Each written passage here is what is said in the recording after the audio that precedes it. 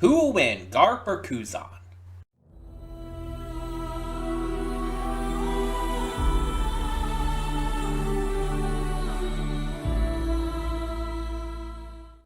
Hey everyone, welcome to Princess Gay. I'm your host Connie, and today we are here with my blind reaction to episodes 1115 and 1116 of One Piece. Yeah, we're doing 2 episodes today.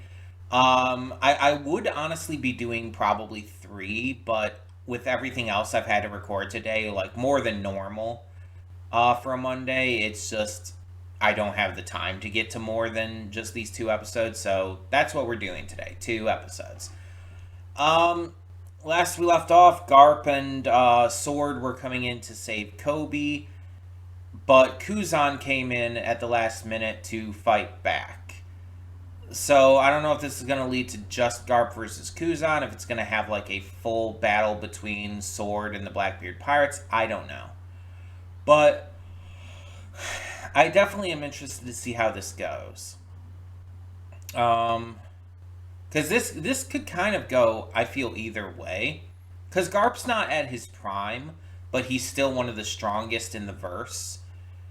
But I would say Kuzan is pretty up there too. Plus his abilities are specifically really, really powerful. So I guess it could go either way. I mean, I guess we'll have to see. Plus there's also to take into account if Garp has to protect anyone while he's fighting. A lot of things to worry about. So let's get into it. Let's see where this goes and hope for the best. I know we're keeping these pre-thoughts very short, but it saves on time. So let's see how this goes. Cutting in here real quick to remind you of all the awesome content we have on the channel. Between Monday and Friday, we have a plethora of awesome series reactions with 2 on Wednesday. We also have movie reactions every Saturday and Sunday. I do pre-record them during the week, but upload them on the weekend. We also have gaming content every day of the week over on the Princess of Gaming channel. We have Horizon Forbidden West every other day, Baldur's Gate 3 every day. Every Wednesday and Sunday, we have Beyond Two Souls, and we have Poppy Playtime on Saturdays. Don't forget to click the link in the description below to get to today's video. I redirect everything due to copyright. And don't forget to subscribe to the channel and like this video for more awesome content like this in the future. Thank you so much for tuning in. Let's get to today's reaction. And we are back, and we'll begin with spoilers in 3, 2, 1, now. So first off, I want to apologize for that insane lag that was happening, the freezing and shit between the 2 episodes. At least it was between episodes, so there's that. I don't know why that was happening. I still can't really figure it out, but I do apologize for it. But let's talk about these 2 episodes, because both of them had different focuses. So episode 1115 focused on where we left off with, the backstory of how Kuzan ended up joining the Blackbeard Pirates, and then the beginning, at least, of the fight with Garp in the current day. And Kuzan is acting weird. Like, I can't be the only one who notices this, right? Like, Kuzan, like I said in the reaction, has always been pretty laid back. He's an easygoing guy. He's very sensible. But he's like, pun intended, chill. He's a very chill guy who likes to relax, likes to enjoy some food, has fun with things, but isn't very... I don't know how else to put this besides... He isn't very outgoing and vocal. Like, he's very, again, chill. He's very relaxed in his personality. So seeing him here, like, boisterously laughing and goofing around and cracking jokes feels wrong and feels off. Because we've never seen him like that. That's not how his personality is. And to me, this kind of really solidifies the idea to me that he's faking this. That he is, tricking Blackbeard. into trusting in him, or at least relying on him, that this is all a ruse and that he's using Blackbeard for some reason. I don't know what, but he's basically deep undercover. And he's so deep that he has to stick with his perceived side here. Which means with Garp coming in and with Kobe trying to escape and everything, he has to go all out.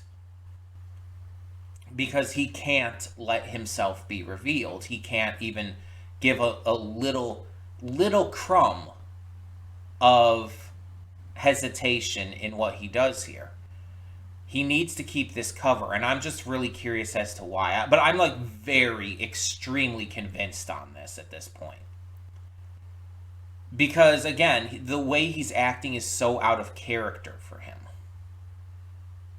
So I feel like he's putting on this ruse. I don't know if Garp knows about it. That would be interesting if he did. And that he was kind of acting along and going along with it too. But either way, we know Kuzan is going to go all out here, that he's not going to hold anything back because he can't. Otherwise his cover would be blown. So whatever his plan is, I still believe Kuzan is a good guy. He's just doing what he needs to do right now. I have no idea what that could end up being, though. But we heard about this man with the burn mark, and who like sails a pure black ship. They believe this person to be part of the Marines / world government. But this is clearly just another big mystery that's being set up for us. Like we don't have enough of those already, Oda. But another big mystery being set up for us, and it's like, who is the man in the burn scar? Because that's going to very clearly be extremely important. It could be some character we've already met. It could be someone we haven't met and only have heard about. It could be someone we haven't even heard about yet. It's next to impossible to say because we don't have enough information. But I'm very curious about that. I feel like that's going to be extremely important.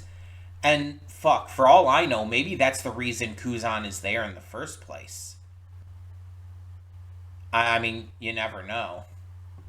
But I'm very curious to see where that storyline continues to go in the future. In the meantime, the second episode had 1116 had a bit of a different focus. We moved away from the Garp and Kuzan stuff, moved away from Blackbeard. Oh, also we did see, by the way, Blackbeard taking out Law's crew and the Polar Tang and everything, and we saw that that Beppo used the, I guess, rumble balls that Chopper gave him to turn Sulong, which that's a thing, and then escaped with Law so Blackbeard couldn't get the Op fruit. So that's good. At least we know Law and Beppo are okay. We believe that the others will be okay. So yeah, hopefully everything ends out well with that.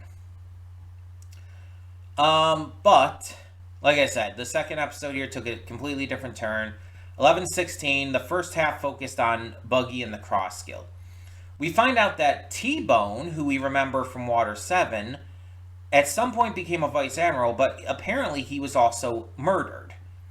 T-Bone was murdered by a civilian of this kingdom of, like, you know, the impoverished.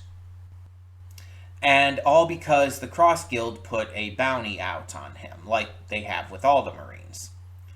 So he comes, the guy who killed him comes in, and the money was sent to his family, but he can't really go back or go out there because he's being hunted. So now he's kind of being forced to join the Cross Guild to become a pirate with them because he doesn't really have any other choice. So this kind of method of having civilians attack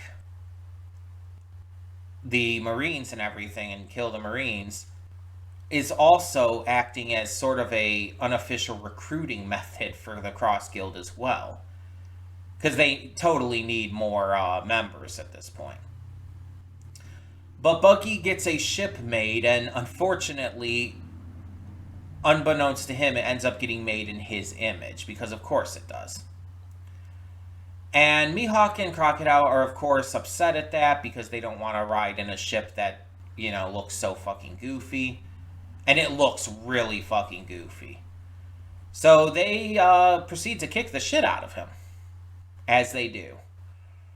But Buggy starts giving this entire speech about, like, becoming, king of the pirates, and we find out that more of his motivation for hating Shanks is actually due to Shanks, in his eyes, being cowardly and refusing to go after the One Piece and everything right away. He feels that Shanks, like, betrayed Roger's trust and faith in him almost, which is really interesting, actually. It gives Buggy some interesting depth that we didn't really have before regarding Shanks and everything. Because he actually did believe Shanks would become the next king of the pirates, following in Roger's footsteps. He actually believed in Shanks fully. But Shanks, he feels, betrayed his trust. And the incident with the Chop Chop fruit didn't help, of course. So, yeah, that's really interesting that they developed Buggy. And he motivates his entire crew and everything to follow their dreams and go after the One Piece as well, much to Crocodile and Mihawk's dismay. So, yeah. Meanwhile, the second part of this episode focused on Sabo returning from Lelouch. So we have confirmation he is alive after Lelouch was destroyed. He managed to escape on a Lelouchian ship along with a bunch of the citizens. Unfortunately, not like a massive amount. He saved who he could, but he did save them. And now, after reuniting with everyone, including a bunch of vice captains of each of the sides of the Revolutionary Army, who we now get to meet, we also see that he's about to reveal some massive information that he received about the Reverie to the leaders of the Revolutionary Army, Dragon and Ivankov. Information that he believes that not even the other captains can hear. So, something really massive. And I'm very curious as to what that's going to be. So, a lot of big information is teased in this episode, or in these two episodes, and I'm very curious as to where these are going to go. I'm not expecting necessarily we're going to get all the information like right away next episode or anything, but I'm very curious like what that's going to be once we do get it. A lot of big points of interest in this, a lot of fun moments. Love seeing all of the captains and everyone. Koala, of course. Really excited to see Sabo back. It's really nice, really cute, really fun. Even Morley, like her popping up out of the ground, like the mole person she is, and despite how massive she is, cuddling up to Sabo like that was adorable. And she's like, "Why do you boys always do this?" It's like, okay, calm down. Morley's cute. Morley's cute. She's a fun character. I wish we saw more of the captains of the Revolutionary Army, and I assume at some point we're going to. But I just liked seeing them again here. We didn't see too much of the others. Karasu and Lindbergh specifically, we didn't see a lot of. It was mostly the girls, Morley and Bello Betty, who had more of a point in this episode. Bello Betty, of course, recruiting in the Lelouchian people as new revolutionaries and telling them what to do next, and Morley greeting Sabo. And Karasu and Lindbergh were there. They just didn't have as big of a role to play. But we know that'll happen at some point, so a lot to look forward to for the future. Tell me in the comments, though, what you thought of these two episodes, and thank you, as always, so much for tuning in. If you have any thoughts, anything to leave down below, if I forgot to mention anything and you want to know my thoughts on it, please feel free. But for now, I'm Connie and I'm signing off. See y'all next time.